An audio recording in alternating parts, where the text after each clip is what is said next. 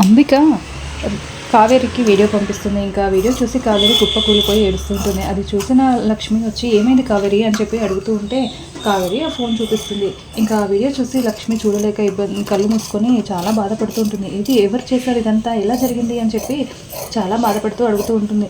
ఏమో లక్ష్మి తెలియదు నాకు అని చెప్పి ఎవరో అన్నోన్ నెంబర్ నుండి పంపించారు అని చెప్పి చెప్తూ ఉంటుంది కావేరి.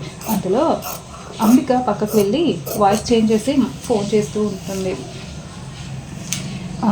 వాడే అనుకుంటా లక్ష్మి మళ్ళీ ఫోన్ చేస్తున్నాడు అని చెప్పి కావేరి చెప్పడంతో లక్ష్మి ఆ ఫోన్ తీసుకొని మాట్లాడుతూ ఉంటుంది.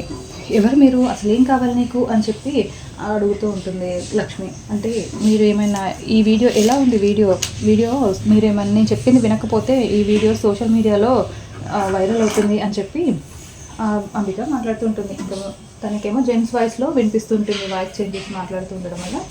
ఇంకా అలా అసలు ఎవర్రా నువ్వు అని చెప్పి లక్ష్మి గట్టిగా నిలదీస్తూ ఉంటుంది.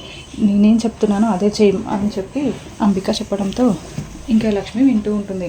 నువ్వు ఈ ఇంటిని వదిలిపెట్టి ఈ ఇంట్లో ఉన్న బంధాలన్నీ తెంచుకొని నువ్వు ఇంటి నుండి బయటికి వెళ్ళిపోవాలి అని చెప్పి అంబిక చెప్పడంతో లక్ష్మి చాలా బాధపడుతూ ఆలోచిస్తూ ఉంటుంది. ఇంకా అలా ఫోన్ కట్ చేస్తుంది అంబిక.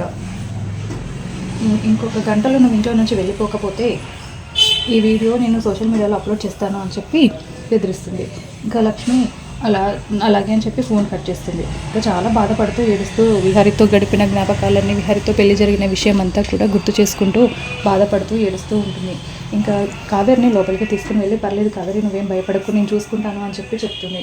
ఇంకా ఆ తర్వాత మరోవైపు సహస్రాన్ని డాక్టర్ చెక్ చేయడానికి లోపలికి తీసుకెళ్తుంది కదా. పద్మాక్షి డాక్టర్ని మేనేజ్ చేసి విహారికి మళ్ళీ నిజం తెలియకుండా చేసేస్తుంది. ఇంకా అలా వాళ్ళు ఇంటికి వచ్చేస్తూ ఉంటారు. ఇంకా లక్ష్మి ఏమో బ్యాగ్ ప్యాక్ చేసుకొని ఒక లెటర్ రాసి పెట్టి ఇంట్లో నుంచి బయటికి వెళ్ళిపోతుంది. ఇంకా విహారీ వచ్చేసి లక్ష్మి గురించి అడుగుతూ ఉంటే ఆ లక్ష్మి రాసిన లెటర్ దొరుకుతుంది.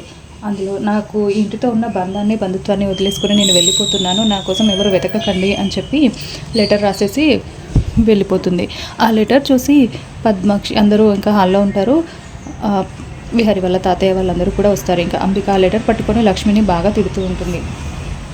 లక్ష్మి గురించి నువ్వేం మాట్లాడకు అంబిక అని చెప్పి తాతయ్య గారు కూడా అంబికని కోప్పడుతూ ఉంటారు. లక్ష్మి అలాంటిది కాదు అని చెప్పి చెప్తూ ఉంటే ఎందుకు కాదు నాన్న, 200 ఎకరాలు మమ్మల్ని అందరినీ కాదని దాని పేరు మీద రాసావు, అదంతా ఆస్తి మొత్తం పట్టుకొని వెళ్ళిపోయింది ఇప్పుడు అని చెప్పి అంబిక తిడుతూ ఉంటుంది.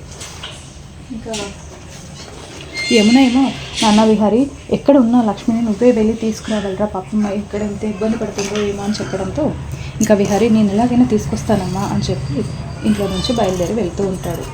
లక్ష్మి వెళ్ళిపోయినందుకు అంబిక సహస్ర సంతోషపడుతూ ఉంటారు. పద్మాక్షి ఏమో టెన్షన్ పడుతూ ఉంటుంది. విహారీ చాలా బాధపడుతూ ఉంటాడు.